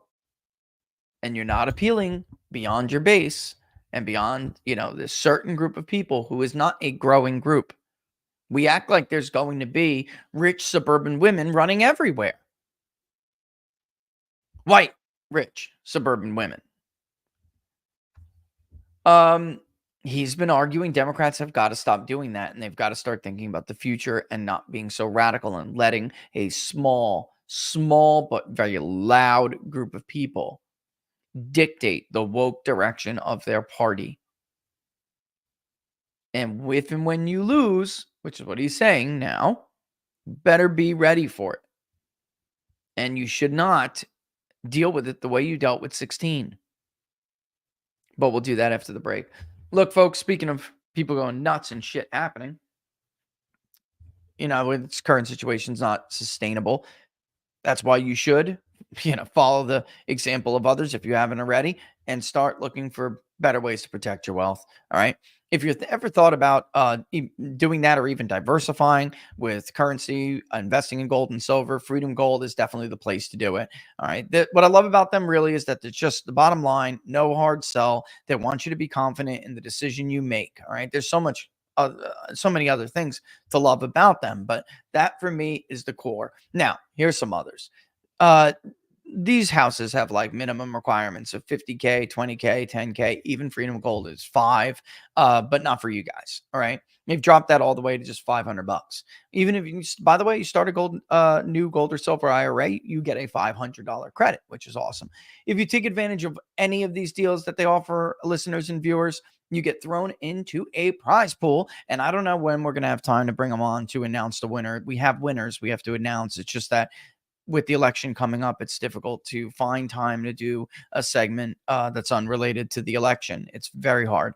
But we will announce those winners. Okay. And congratulations to those who have won in the past. I think it's great when we can do that. But again, even still, if you take advantage of that, you'll still get free shipping and insurance. It's on all orders, which is incredible. You should go to freedomgoldusa.com/rich. Check out what other great deals you may qualify for. Or you could call the number, which is just for us, but it's still cool if you say the People's Pundit sent you. And that's on the screen, 888-279-3592. 888-279-3592. Again, you could do that, or you could just go check out the website, freedomgoldusa.com/rich. RICH, like money. Bum, bum, bum, bum, bum. All right. Let's go to our friend.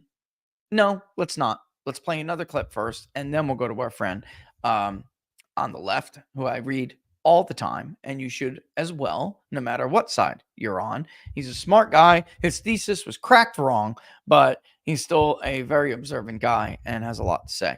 But let me run this clip first to tee it up.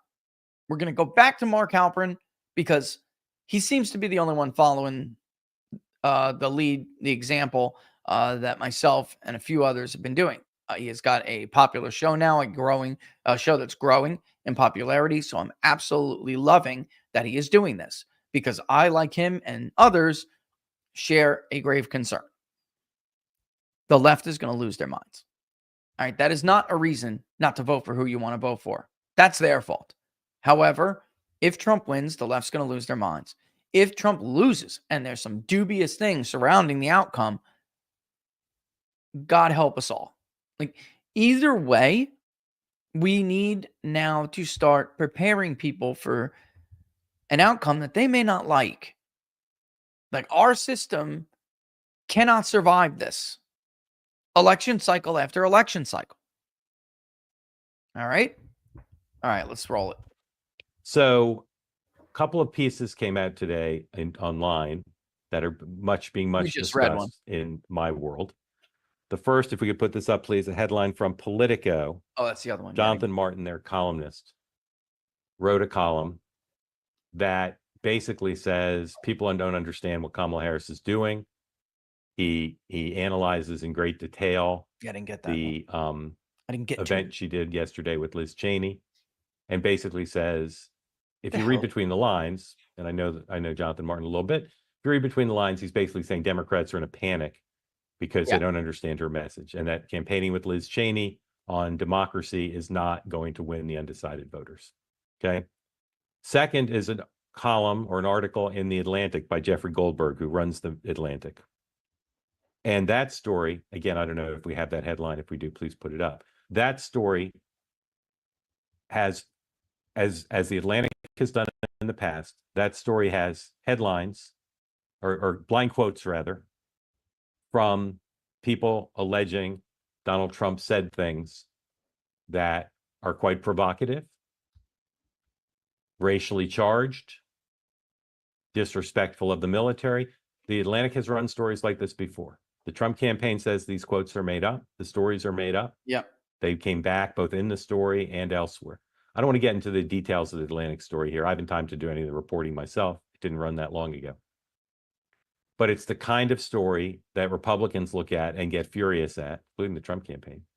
And it's the kind of story that Democrats believe will finally open the eyes of those Americans still inclined to vote for Donald Trump, because they'll argue that it reveals who he really is.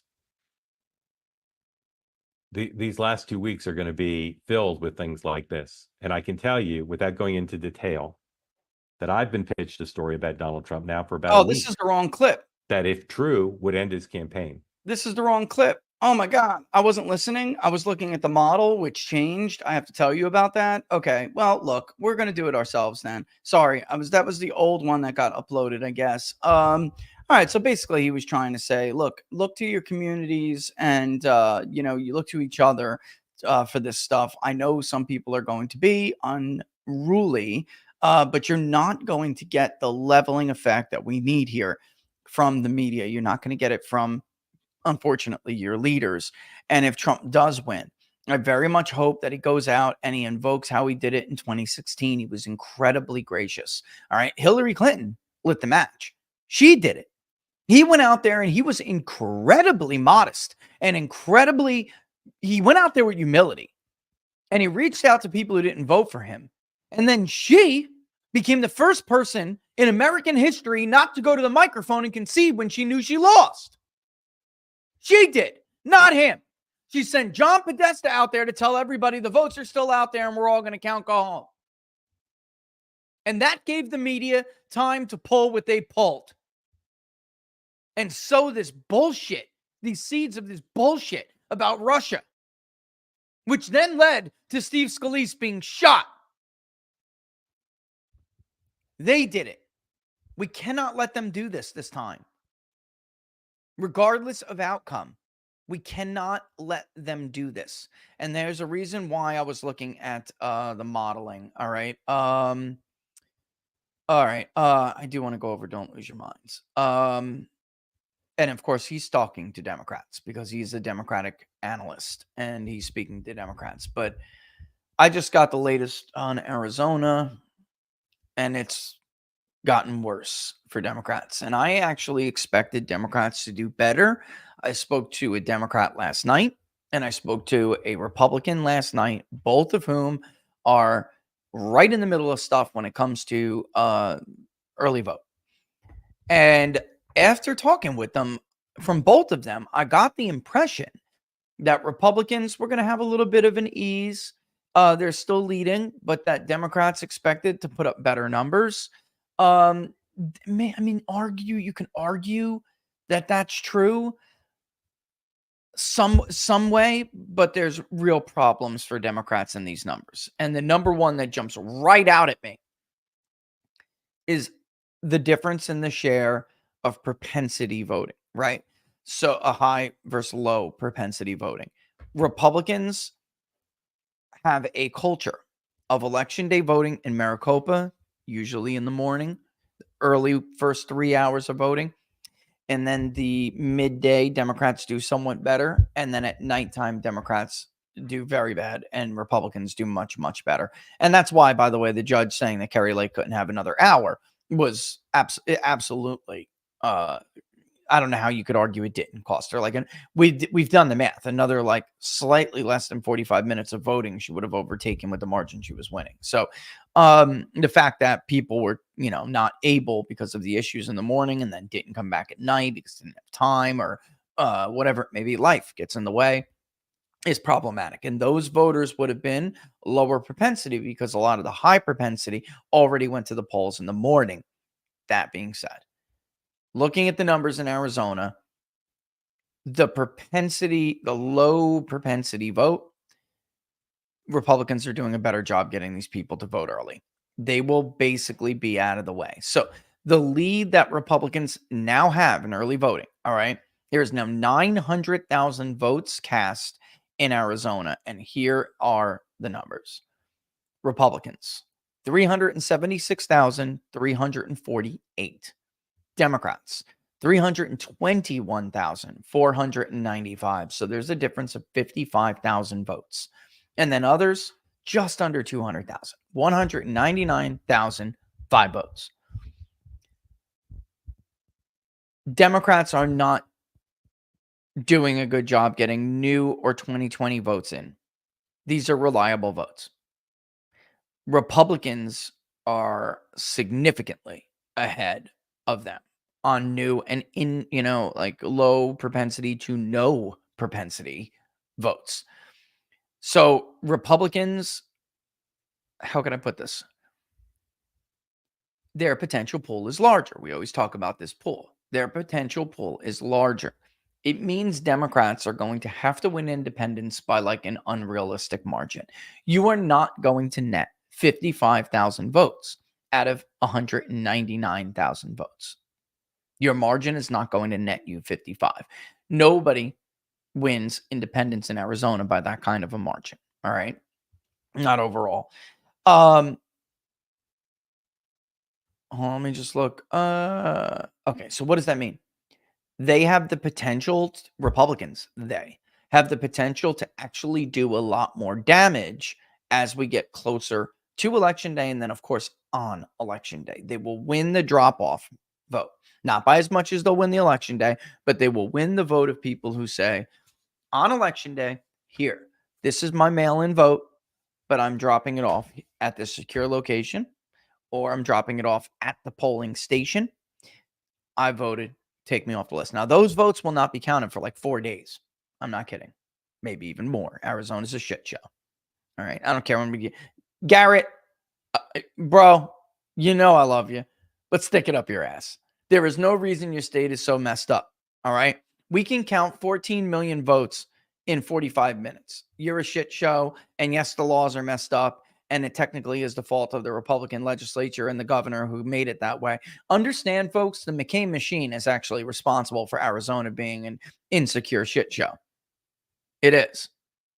They wanted at one point the early vote worked in their favor, so they did this for them. And they wanted votes that they could later bank if the margin was close. They wanted to have days themselves to do what Democrats now do. It's on them. So if you're mad at anybody, you should be mad at the McCain wing of the Republican Party and the people who are there now who just won't change it.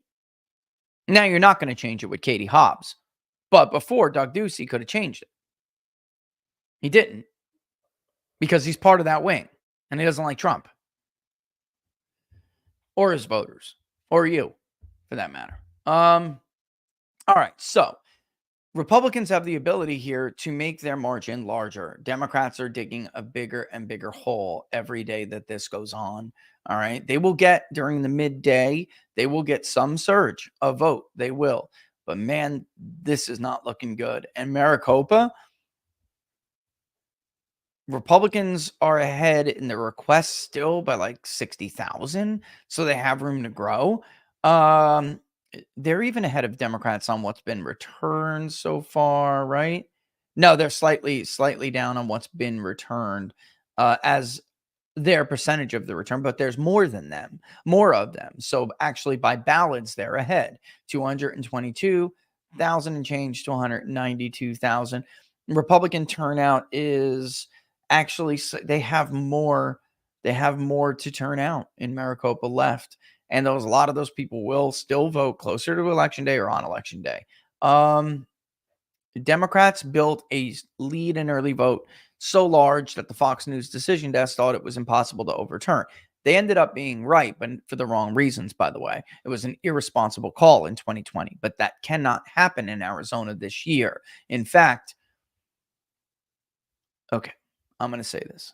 Let's say the election was today. And let's say people were voting on election day today, and what's in the early vote is already banked and in the early vote. When the early vote is counted, they would call the race. I'm not kidding. Like, there's just not enough Democratic votes out there. They've got to put this in the bank before election day. I mean, they would probably look at the exit polls too, but I just don't see how, without a culture of election day voting, Democrats are going to make this up if they don't make it up right now. In the early vote. It's bad. This is really bad for them. By the way, as I'm speaking now, somebody slips me the new Forbes poll, which is conducted by Harris X National. Their last poll was Harris +4. All right. Harvard Harris last poll was Harris +1, and they're done. They're not doing another final. I think some people are being told to go back in the field, and we will get some finals from people we didn't think we were getting finals from. But their poll was Harris +1. It looks like this is going to be their last poll. It is Trump +2. It is Trump with leaners 51, Harris 49. They also oversampled the battleground states, and those battleground states are. Hold on 1 second. I just want to make sure that I'm right about this before I say it. Let me search and I'm not, it's not that I don't believe people. I just want to corroborate it. Pennsylvania, Georgia, North Carolina, Michigan, Arizona, Wisconsin, and Nevada. All right. So they oversampled. They had an additional 322 likely voters. I don't know if that's great for me personally, but whatever. It's not like Bloomberg isn't doing this. They are. They have Trump +8, 54 to 46. Yeah, this is crazy. That's crazy.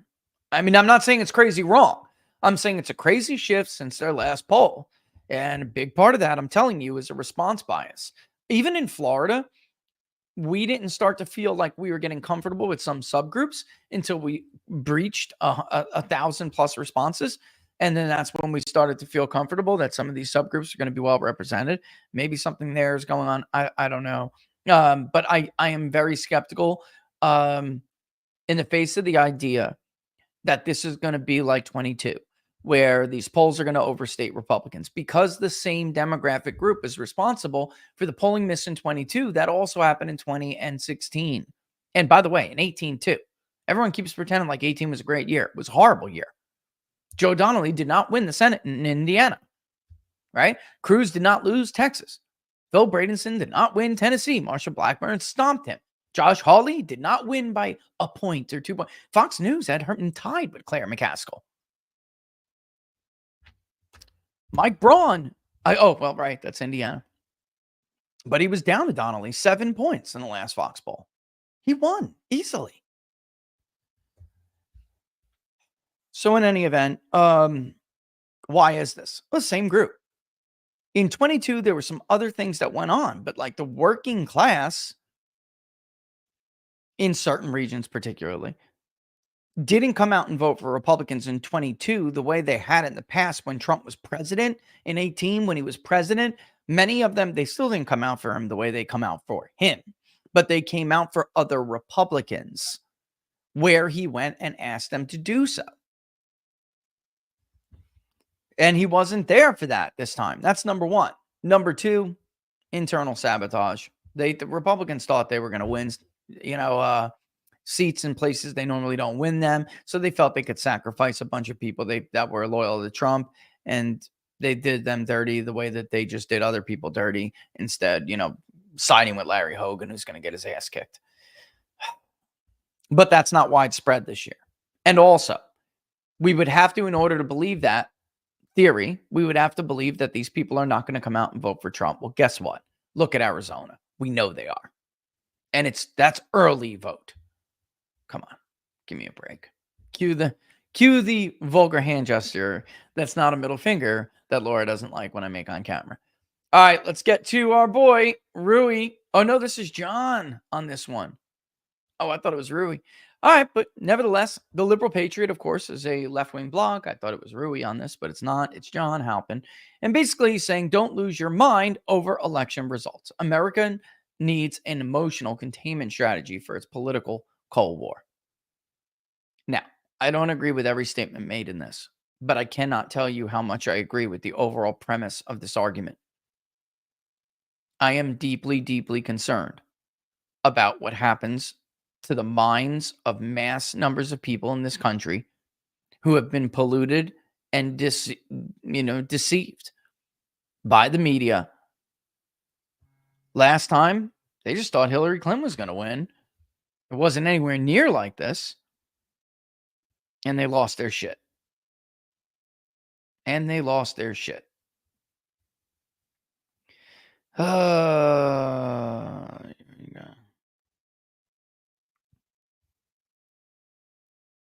This is important. Believe me, you want me to release this.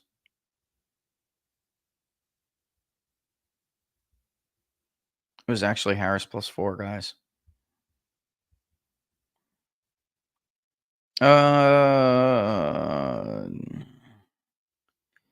Yeah. Let me just see. Hold on one second.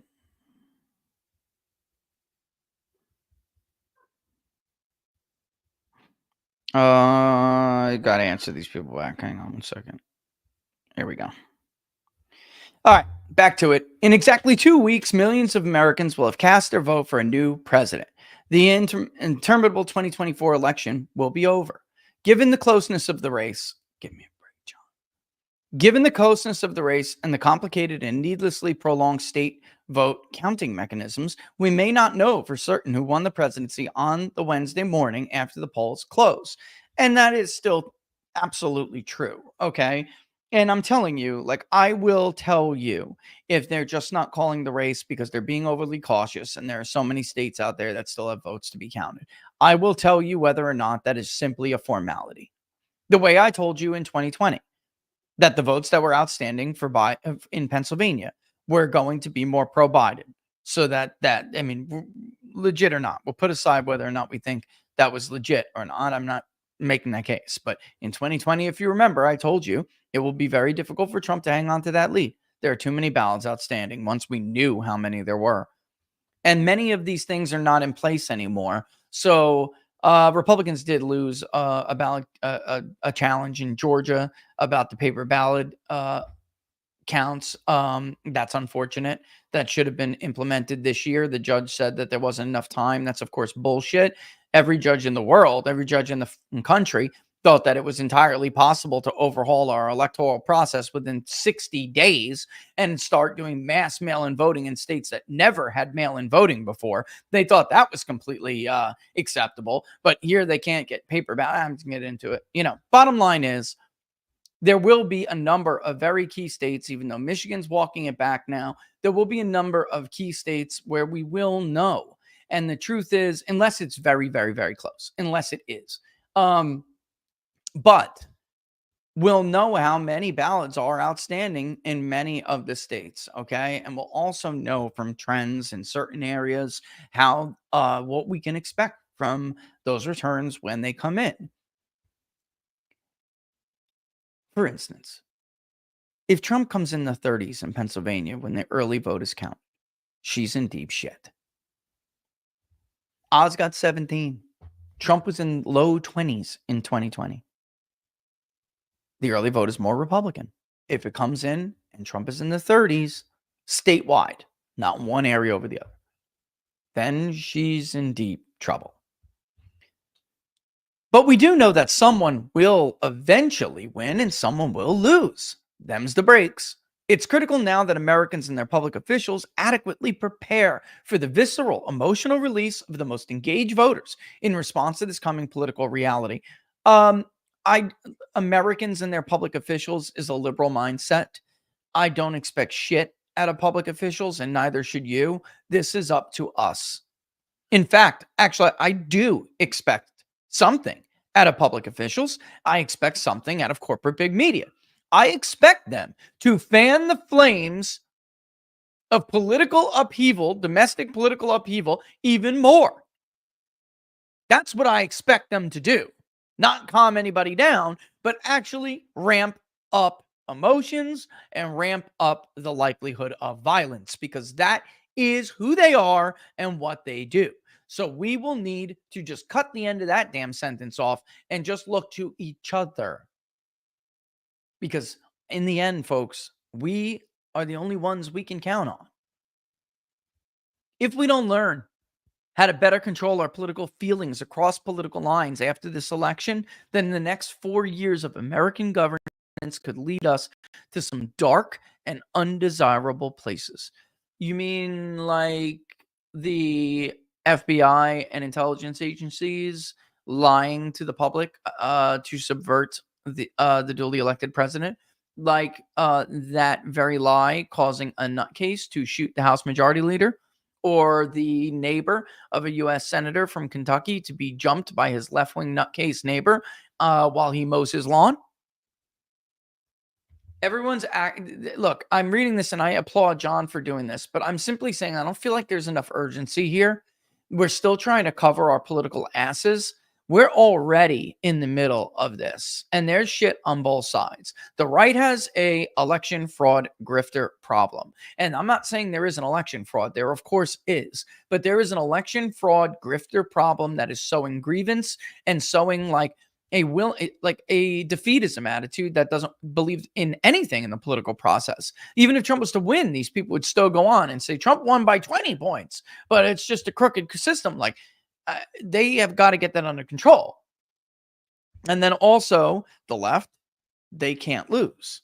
This is the problem with the left. They need a handicap, and they will feel like there's something deeply wrong with the country if Hitler wins again, right? Like this is nuts to you and most normal people, but this is how they think. We need to encourage good behavior and contain the bad behavior. I don't want to hear from Lynn Wood this year. You feel me? I don't want to hear stories about votes getting sent overseas and processed overseas. And like, I don't want to hear that shit. In the final stages of the campaign, anxiety or irrational exuberance rule the day among partisan supporters of Harris and Trump, with indifference or disgust at politics reigning supreme among a large group of unaligned voters. That's absolutely true. I also want, oh yeah, I got Jack, you're right. I also want to say this, and then I will wrap. That's good enough, I guess. Laura's telling me you forgot about Jack. I didn't forget. I just forgot it was 2:00 already. All right. But I will say this. I don't want to see Lynn Wood, and I don't want to hear stories about votes getting sent overseas. I also don't want to see thousands of agitators in every major city burning down the businesses of the innocent, blocking the traffic of the public, breaking windows at Trump Tower, overturning cars and lighting them on fire. I don't want to see some nutcase with pink hair screaming and crying in the fetal position on the floor on Broad Street. I don't want to see that shit. I want to take my daughter to school without watching grown-ass women hunched over the desk at the front desk of school in the office of the principal, crying and sobbing. It's traumatic for my child. And it concerns me deeply that someone mentally unstable like you is anywhere near my children. All right. Let me boogie. If you like the videos, don't forget to like them, share them far and wide. All right. And of course, the link to the public polling project is below. I haven't checked it. I don't know where we're at. Don't overfund it. If it's funded, it's funded. It's done. It's October 23rd. We're going to do a national poll and Pennsylvania until the end. That's what the plan is. All right. So don't overfund it because I can't do it. Well, it'll come to a point where I'll be out of time. All right. Florida, I'll crunch it. Send it out. What else? I think that's it, folks. I mean, I will see you probably tomorrow. There's too much going on. Definitely Friday, but I probably will do something tomorrow. Okay. I'm coming, Laura. Skype had some kind of an update. I'm coming. It's making me go through all this crap right now. And I'm in. All right. So nothing but love for you guys. I will see you Wednesday. Remember, stay sane, stay safe. And that's it. Right here. Sign up to locals. You'll always hear it first there. All right, later, folks. Be good.